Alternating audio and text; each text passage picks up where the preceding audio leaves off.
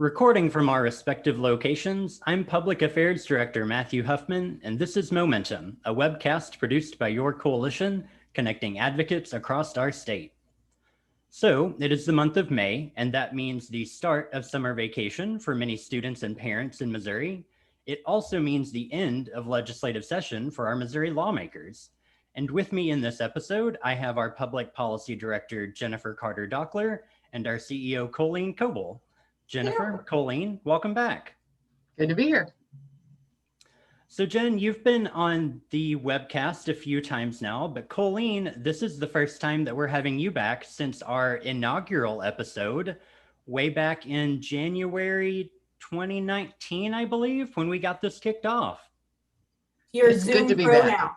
It's good to be back. I'm fully familiar with Zoom, as so many of us are. So it's a good time to be back and talking about everything that happened this legislative session. Yep. Well, and that's also a good point. We have now made the transition on the webcast to Zoom so we can all see each other's faces instead of only our audio recording. So happy to be able to connect virtually. And with that, I think let's just jump right in and talk about legislative session. So it was still a pandemic this year, which meant, our public policy advocacy had to look a little bit different, but we were still able to have a complete and uninterrupted legislative session this year. So I kind of want to hear from both of you, what was a challenge to virtual advocacy this year, but also what was a benefit to doing this virtually? It's funny, when we touched base earlier, we were actually thinking similar things. So I'll have Colleen go and I'll try to think of a different answer, but we were kind of thinking very similar responses. Well, and it was surprising how one of the benefits was, in some ways, there was increased communications with legislators. We were able to join with advocates from throughout the state when they had their individual meetings with the senators and representatives from their districts. And it was very concentrated time, but it was really good. They were really substantive conversations and connections between both the local programs, advocates with their legislators, and then with Jennifer and I to be able to do ongoing follow-up on particular bills and information for hearings. So I think we were all a little bit apprehensive about how the move to virtual advocacy was going to work. And much to our benefit, it worked well. Yeah, it was really nice. Like, normally when we do Capitol Advocacy Days, we greet folks in the morning, give them overviews, and just kind of touch base with them throughout the day. It was really nice to actually be joining folks in those meetings and, kind of playing off each other. And so that was very enjoyable to not only connect with members all month, but also to be connecting with the legislators. And we learned a lot. We learned a lot from what the programs were reporting. It was, I think, in many ways, it was more accessible for advocates to be able to tell their stories, to brag on the great things that they were doing in their programs, to bring up chronic issues that needed to be addressed by public policy. It can be sometimes intimidating in the Capitol building itself. It's so lovely and grand, but it afforded a certain level of intimacy in the conversations that I think was really important. Mm-hmm. That's a really good point, Colleen, about it being much more accessible. I think going into session, it seemed like, is this still going to be something that we can engage in with that same degree of intimacy, really, that you just said, of being able to have those face-to-face meetings? But you bring up a really good point that it actually made those meetings even more intimate because you didn't have that sort of anxiety of being in the Capitol building and getting everybody was on their home turf. Yeah, that's a good way to put it. So it made the conversations flow in a different way. Yeah, and many of them were via Zoom. There was only a few who preferred conference call, but most of them had video capability. And so it was really great. But the challenge that both Jennifer and I had identified separately was it was really hard to fix errors and mistakes. Those are the kinds of things that need to be negotiated in person. as we found out, there's just something about being able to have the face-to-face time with staff members or the research staff who do the technical corrections and drafting of things. That doesn't translate as well by Zoom, by phone, by email or text. So that was, and it wasn't just our issues, it was going on throughout the process, because the number of times that in committee hearings or in floor debate in either the House or the Senate, legislators themselves continually said, well, we're going to have to fix that next year, or we'll be certain to come back next year and address those issues. There was a bit of a wobble to the role of things at certain points that really, in my estimation, came from not as many people being there face to face as we would in a quote typical session. And when you're just running into people, we're having to schedule appointments, there's texting, there's just a different dynamic of when you can just walk around and you run into somebody and you're like, hey, I've been dying to talk to you. Can we talk for a few minutes? So you kind of lose something with that. Yeah, and that makes sense. What you gain in having those intimate conversations virtually, you miss out on in terms of those organic conversations that come up in the hallways. True. Yeah. So a lot of lessons learned, and I think that there are a couple things that I found really beneficial this session in terms of accessibility. So between Jennifer and Colleen, both of you listening in on sessions, y'all were able to share those updates with other folks on staff much more quickly. You were able to send out audio of Senate debates. And so I think other folks on staff found that really helpful too, that it gave us a little bit more insight into the process. Yeah, although we had hoped there would be even more technological advances going into this session, there were still some things that improved. The House website changed their platform for archiving videos. So we can now edit a video that has, just the focus on our priority bill. So there were some things that also made that easier. We had hoped that virtual testimony would be possible. That didn't work out.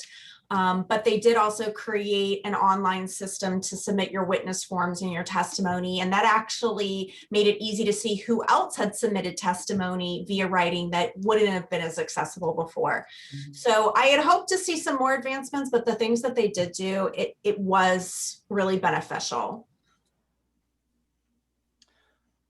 Well, I'm going to switch us over now to talk about those legislative successes that we had. We actually got to see a lot of our priority legislation come full circle. And, for it being a legislative session that was all virtual in a pandemic, we got some really great stuff passed. So I want to dig down into that. I'm not going to take away any of the things that y'all have planned for developments in the law training. So we'll just do some high-level overviews here. And one of the things that's really exciting that I want to talk about is Senate Bill 71 that combined all three of our protection order priority bills. So can you chat about that a little bit? Very exciting. I just have to say, I had hoped in the beginning of session, there's been all these orders of protection bills. Maybe we'll get something big, but I really didn't think it would happen. And so it's really amazing. And I think it really is a lot of credit deserved to a couple of survivors who had told very powerful stories, as well as there just seemed to be a lot of genuine interest this year. It was an opportunity for a very personal connection. So one of the issues that it was in Senate Bill 71 and passed is that judges can now address the issues of possession of pets in orders of protection. Something that has been an issue. We know, our four-legged family members often not being included at times when we really need to be with them and ensure that they're safe. So adding pets into protection orders very specifically really touched a chord with lawmakers, so that during hearings you were having senators talk about their own pets by name and how precious they were to them. So it really became very personal in that sense, and there was a lot of support. There a few people who had some questions, but the zeal with which other legislators defended the bill was really impressive to see. Of like, no, we have to do this. We need to have all of our family together at a time when we most need to be safe and have the courts help us. Senator Gannon would talk about her dog Mint Julep. And so it was the Mint Julep bill. But I think it also reminded me a lot of what Colleen said of like, there's this organic, like sometimes as if there was a plan. Like we've been working on this legislation in partnership with other organizations for several years. And it just got a lot of traction and interest this year. Just the right people were there who really got it and thought this is time that we fix this. Like pets are our family. And the same for the component of the bill that was a standalone bill that it allows judges now to increase the duration of an order of protection. You can still get what we have now, which is 18 months to a year, but then they added in for those really dangerous situations that the court can hold a hearing and determine that this order needs to be for 2 to 10 years to really provide protection. And then when it's time to renew, the judge can make the decision at that point, well, this just needs to be a lifetime order, anytime from 10 years on to the lifetime of the respondent. And we really were astonished at the response to that concept, because it had not been supported in the past. And it really came down to the strength of the incredible testimony and life stories of 2 survivors who really were brave in going into the Capitol again and again to testify about their life experiences of having to go to court again and again and again. So that's why that passed, is on the strength of survivors' stories. Yeah, I've told Lisa, and she's in public testimony and done a lot of news stories, that if anybody could get a lifetime order in Missouri, it would be her and her story. That we've generally gotten pushback on the concept. But I have been in communication with her and another woman, Janice, for some time about, let's try it and maybe we'll have a compromise and something would still be better.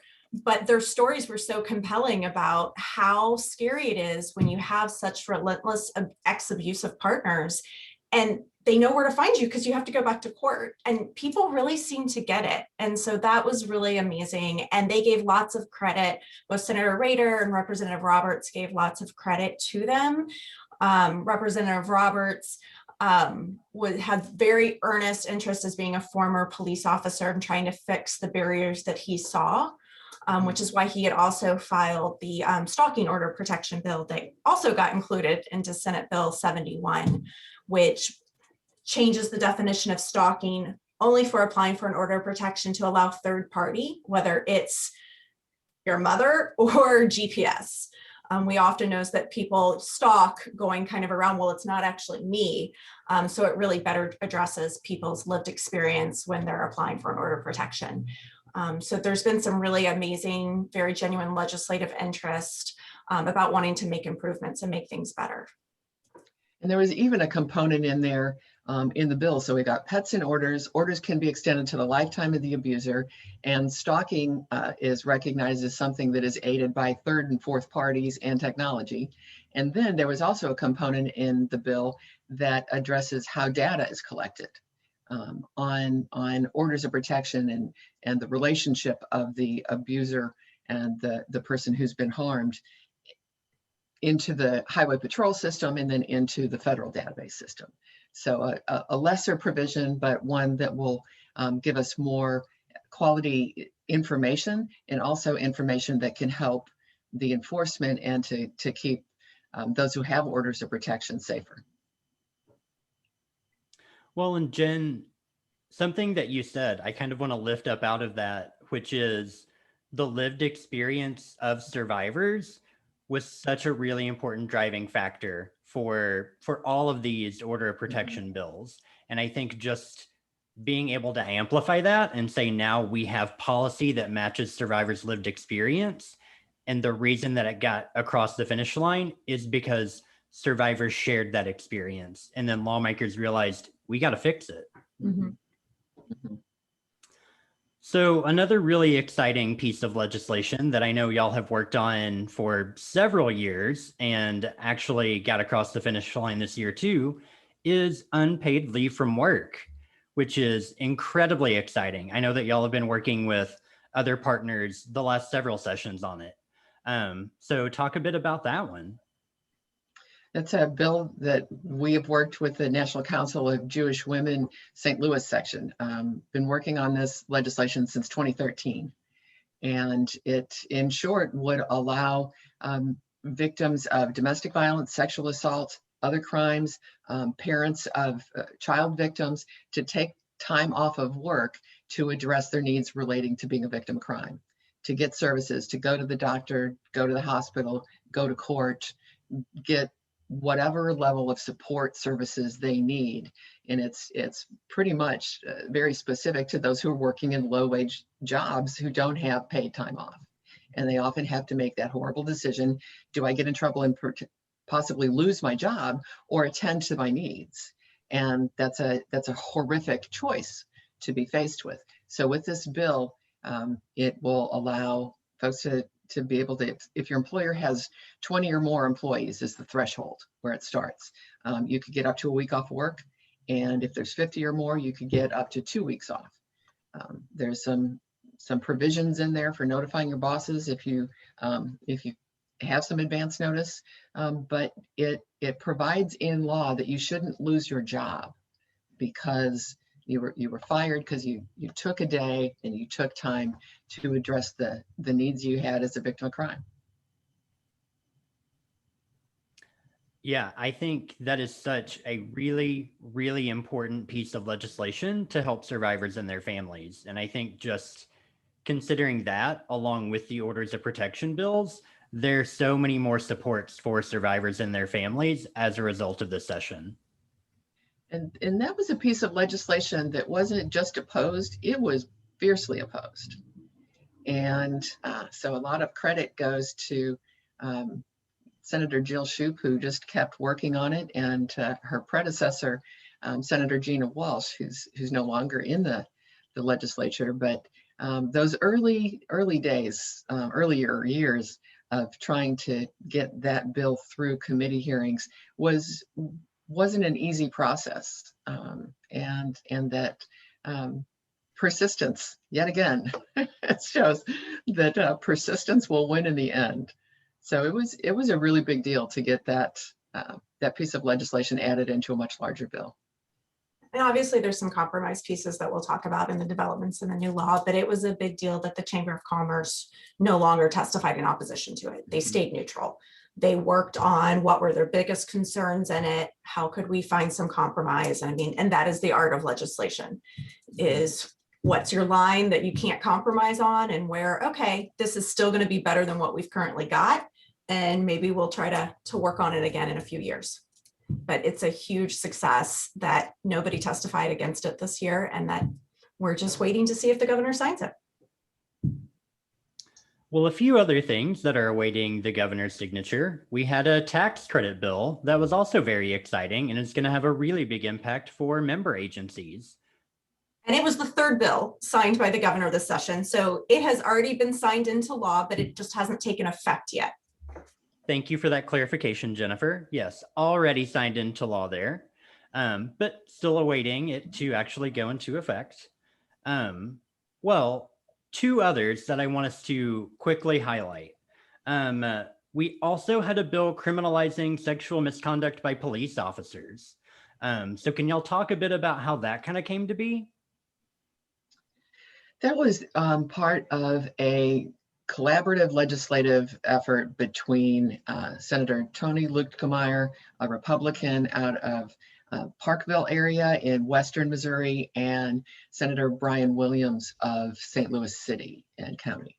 And he's a Democrat. And they worked together on a really large police accountability measure. And they had started that work in a special session last year. And what they wound up with was a bill that would be called the Police Accountability measure that was endorsed by all of the law enforcement agencies in the state.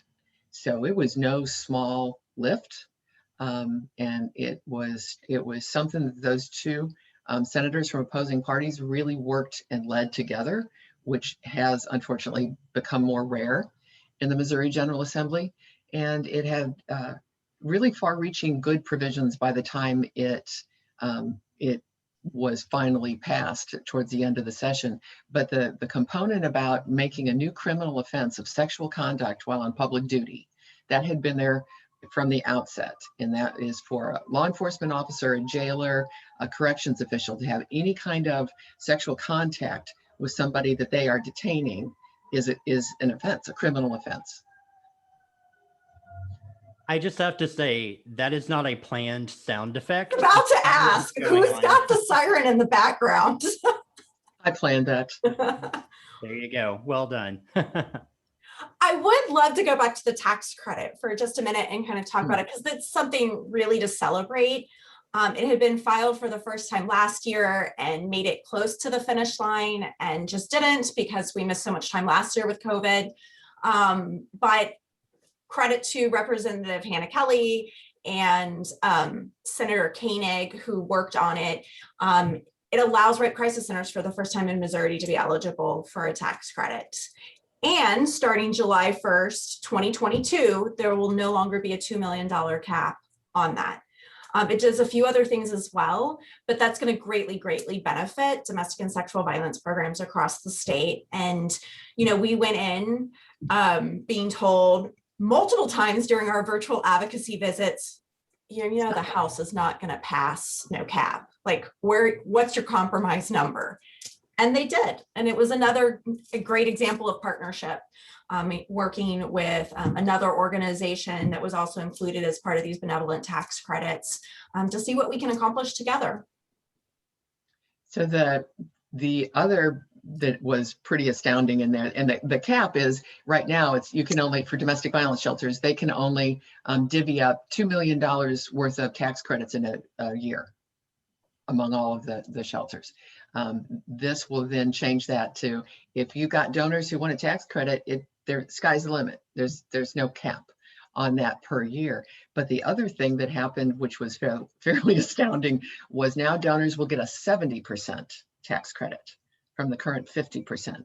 You give $100 or more, and you get a 70% tax credit. So it's really going to help programs in their local fundraising and the undesignated money that they need for matching funds, for the unexpected, and for just to get a sense of connection with their community through those donations. So it was a really big deal to get that through. Yeah, that is a really big deal and a potential game changer for so many domestic and sexual violence agencies around the state.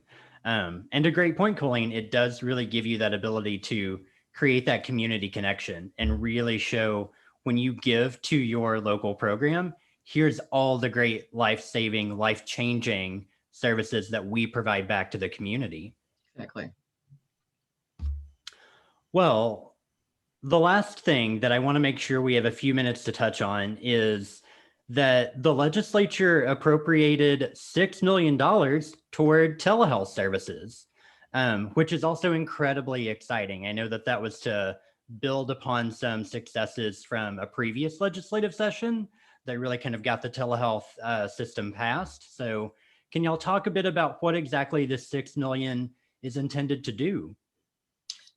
Sure, it's using federal stimulus funds to start the sexual assault nurse examiner telehealth program through the Department of Health and Senior Services. They're to have a coordinator that would then set up, if a hospital does not have a trained SANE on site, but a victim shows up and would like a sexual assault kit completed there, they can connect via telehealth to a trained nurse while somebody is in the room alongside that victim. So that legislation authorizing the program passed last year, but didn't have funding associated with it. And so Senator Shoup worked very hard to figure out how CARES Act funding could be used to be able to start that program. So as we learn more, we will let others know. But appropriations this year was overall really good. Our core domestic violence line item and core sexual assault services line item last year had been replaced with Federal Victims of Crime Act funds rather than general revenue. And they kept it as general revenue this year. And same amounts. And actually for the sexual assault programs, they'll see a little increase because there was no longer an earmark this year for one designated program. So overall appropriations are really, really good. Go figure. That's sort of like the end note, like quip of all of this is that for a year that did start with such great apprehension about what is going to happen. And there actually was 1 week in the House where they adjourned because so many members got sick in January, right after they started. But I think there was a lot of energy to get a lot of legislation passed this year because the previous session was so truncated because of COVID and people being sick. So this year it was really it was clear that legislators wanted to get some things done, things that they had support for that didn't pass last year. So the good news in all of that was that we really benefited and were able to make that sort of hallmark Missouri case for things, which was the very pragmatic approach of this is going to make a tremendous difference in the lives of those that you represent from your district back home. And they were willing to listen to us and survivors themselves and act and pass some really important domestic and sexual violence legislation. Where we didn't accomplish that same goal of a pragmatic focus on people's needs was the failure of the legislature to put money in the state budget to implement Medicaid expansion that had been passed by Missouri voters, by 53% of Missouri voters in 2020. But it was pretty stunning for some, like myself, I guess. I had not expected that there would be that response of no, we know the voters said expand Medicaid to cover more Missourians, upwards of 300,000 working poor Missourians, and give them health care. But the answer was a resounding no from the House. Then there was quite dramatic. We thought it was going to be restored in the Senate, and there were some attempts, and then the Senate couldn't get the votes to put the money back in.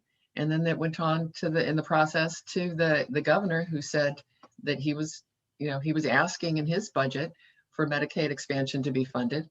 And then he said, well, if you didn't put the money in the budget, then we won't do it. So it was really crushing. MCADSV, like so many of our social justice and social service and healthcare partners, we were big supporters, knowing what a difference it would make in people's lives to have access to healthcare. And so that's now in the courts, as everybody predicted and knew.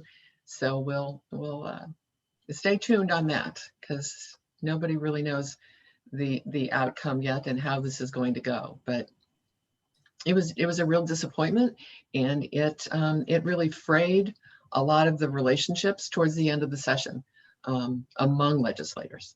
So that was difficult for them to negotiate as people, because it's sometimes hard to recognize that there were some very difficult debates and discussions about the failure to fund Medicaid expansion, and just the raw numbers of it, that the state needed to put $130 million of state tax dollars in the budget to draw down $1.6 billion of federal funding for healthcare for Missourians. The one action alert we had sent this year was regarding Medicaid expansion. And we know from emails that got forwarded to us, several legislators' response was, if you actually look at the votes in my district, this is not what my district wanted. I was actually surprised, not that they didn't fund it, but the timing of it, because we started session off with them going through the motions. So I thought, wow, they're really going to do this. And then it was like bait and switch before the budget bills went from the House to the Senate. So the timing of it is really what kind of floored and surprised me. But we really are appreciative that our members did. This was a priority for them, and they contacted folks to let them know their concerns. And I know Nora and others are going to be talking about it more at regional meetings, but that of course was something we were also working on this session. But on a good news, we did have a historic moment that, although it didn't lead to the passage to any legislation, it was still, when you've been working on something, which I have not personally, Colleen, we like big picture, we working on something for over 20 years, you want to stop and celebrate the successes. We had, for many years, we have not had a hearing on the Senate side on a bill that would create our domestic violence firearm prohibitions mirroring the federal law into state law. The last few years, we've had House hearings, we've had a bill pass out of a House committee, but for the first time ever in the Senate and on the Senate floor, they debated for over 6 hours whether to amend the Second Amendment Preservation Act bill, which, regardless of feelings about that piece of legislation, whether to amend domestic violence firearm prohibitions for misdemeanor offenders onto this. So for us, that was incredibly historic and meaningful to be able to listen to a very robust debate for the first time ever in the Senate. It was a teach-in. It was a teach-in. It was an opportunity for legislators, and again, in the confines of adding different technology, a lot of people tuned in. We know that we're listening to, again, more than 6 hours of debate in the Senate about the impact of firearms on domestic violence victims' lives, and how those who use violence against their family and intimate partners forfeit their Second Amendment rights by committing those crimes, and that in Missouri, the domestic violence misdemeanor is the only misdemeanor crime that has use of a deadly weapon, physical harm and injury as a part of the crime. And so they were making the case that you needed to add misdemeanor domestic violence offense into the prohibition that exists in Missouri law for felons to not have weapons. And you'd think that might be a short discussion. It was 6 hours. It was substantive. It was an amazing moment. We know that staff members learned things and said so afterwards. I had no idea. And then the eventuality occurred where the amendment did not, and it was Lauren Arthur, a senator from Kansas City, to her credit, who sponsored that. The amendment didn't go on, but everybody heard loud and clear the message that addressing firearms and removing them from the hands of domestic violence offenders is homicide prevention. And that was clearly grasped. It was not appreciated by some who didn't want to have to wrangle with that in the midst of their bill to prohibit any law enforcement in Missouri from enforcing federal gun laws. But that the inconvenience of it was a part of the dynamic that was going on in the Missouri Senate. No, you're going to have to talk about this, and you're going to have to recognize it. You're going to have to listen to it, not just a little, but for more than 6 hours. It was historic. That's not hyperbole to talk about that. It was pretty amazing. And another shout out, just Judy Kyle, who's executive director of COPE in Lebanon. You know, she has come the last few years to testify because her twin sister was killed by her abusive partner and by a firearm. And her testimony the last few years is what led to having a Republican House sponsor, Representative Hicks. And fortunately, she came and testified again this year. And still, that is important, that her story did make a difference. And we will keep trying. Representative Hicks says he is very committed to try to address all the issues that we're talking about, individuals who have acted violently. So that's just another success, and shout out to people being able to share their lived experience. It was also a year in which the issues of domestic and sexual violence for the first time. My first legislative session was 1989. So I kind of grew up in that building in a lot of ways, the Capitol building. But this was the first year where the number of people who identified themselves, lawmakers, during debates in both committee hearings and on the floor of the House and the Senate, identified themselves as survivors. Survivors of domestic violence, survivors of watching domestic violence against their mothers, and survivors of sexual assault. And it was moving, and it was a marker of change that I think oftentimes we don't get a chance to see in real time. That it never would have been even considered for a legislator to disclose that kind of experience, and that they were a survivor of sexual violence or intimate partner violence or family violence. Like, no one would have, it was not an environment where to do so was safe. It would actually hurt your career to identify. And that was really moving to me, the number of times that that people spoke of their own experiences. And it was also a marker that others heard them, and that it made a difference in what was being discussed. So that was also a marker of what occurred this year. I really love you sharing that story, Colleen. I think that it is a great marker of social change to see that survivors can openly identify with that experience now and talk about it. And part of what we also know is that whenever survivors are comfortable coming forward and sharing their story, it makes it easier for other survivors to do the same. And that exactly is an absolute incredible marker of change. And, you know, thinking about the historic debate that happened on the Senate floor, something that really stood out for me is Senator Arthur saying, "And as I stand here talking to my colleagues, I am getting threats sent to me on my phone." And the amount of her fellow senators who then spoke up and said, "That is not okay. We might disagree at the heart of this legislation, but it is not okay for someone to threaten you and to make you feel unsafe for voicing your very heartfelt connection to this amendment that you're proposing." And that just really stood out for me as well. Mm-hmm. And that was a discussion with, it was Senator Jeannie Riddle from the Missouri who spoke so forcefully, and she is a fierce advocate for the Second Amendment, and said so in her comments, but was really clear about any threats of violence have no place in the public sphere. And it was very powerful.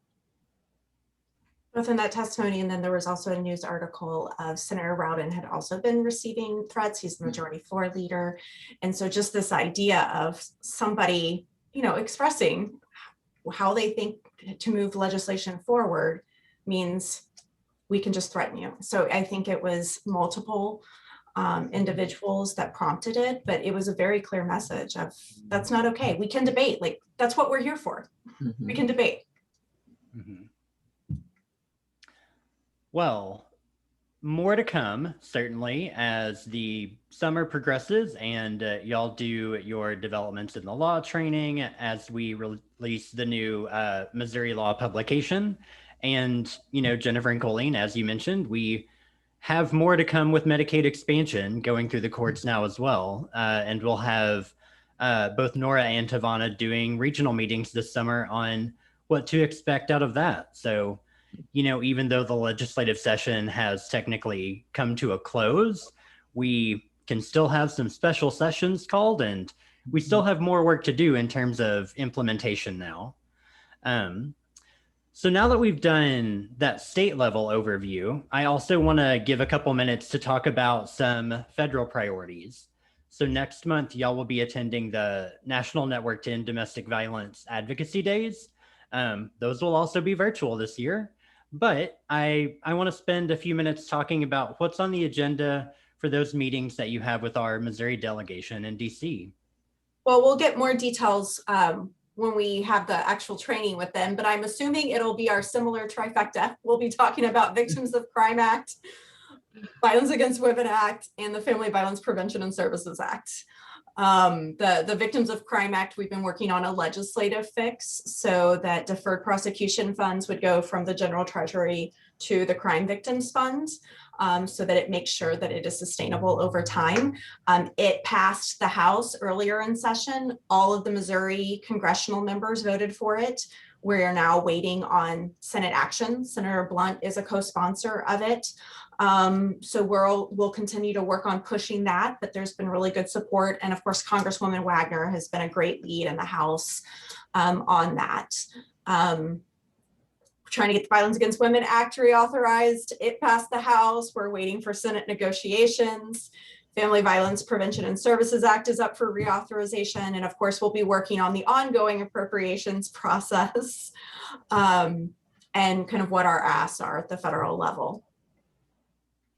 So like very many things that have been going on at the federal level, it's disappointing to see those who came together in unity from both parties to address the quote unquote VOCA fix, to ensure the VOCA funds are sufficient to meet the needs around the country. It was Republicans and Democrats. It was an overwhelming vote in support. And then the partisan lines formed again when it came to reauthorization of the Violence Against Women Act. So that's disappointing. It's a reality, though, that we are having to address. I mean, it was a fairly pretty much party line vote in the House to pass the VAWA reauthorization bill. And we've got a lot of work to do in the US Senate to get folks to come together. So hope springs eternal on that. And that'll be a big focus of our advocacy work. And we will be calling upon our members to amplify that message that it's never been an issue of what party are you in when it comes to addressing violence against women and men and children, and it shouldn't be now, but unfortunately it is. So we've got to do a reset. We got to get back to why this matters to all of us in every community. Colleen, hearing you say that, it reminds me of something that I've also heard you say many times over us working together, which is public policy is a team sport. No one can go at it alone. And I think that really underscores that exact sentiment, that it is a team sport. It's going to require action and participation and engagement from all of us. And, you know, I also think it's something to highlight that joining you in advocacy days this year, we have community board members, and that's a really cool thing to see. You know, it's great to have the support of leaders from our member agencies, but also now to see the support of community board members coming into these meetings and amplifying that same message. It does make a difference. It's a different relationship to the subject, and legislators see that. And it's like, wow, you're very committed to this. This isn't your employment. This isn't what you do for a living. This is the work of your heart that you're committed to in our shared community. So you could just see the difference it made to have board members engage in part of those meetings. Well, I'm also going to steal another line from you, Colleen, and say, as our public policy work is always ongoing, onward. Onward, indeed. So I like to end the webcast with kind of a lighthearted random question. And for this episode, I'm going to circle back around to the beginning where I said that with May comes the beginning of summer vacation season for a lot of Missourians. So now that we are getting ready for summer vacations, now that we're vaccinated and trying to ease back into what, you know, life outside of our homes looks like, I'm curious to hear from y'all. What are you excited to get back out and do this summer? So many, but one is just not sitting in my house all day long.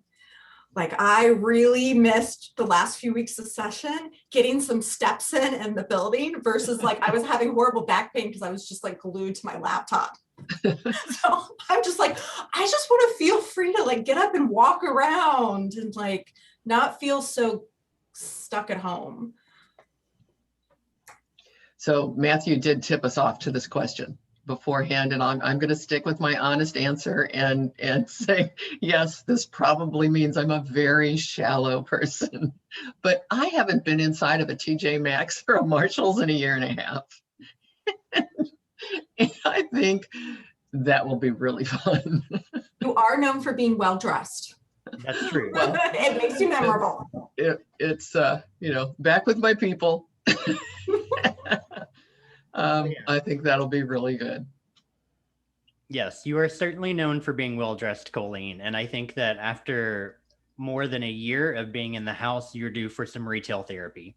Well, and I will also, this might be TMI, but I, like many others, will be shopping on a different rack and a different size at the start of all of this. But, to steal a line I saw somebody use last week, this is my first pandemic, so I'm not really good at it.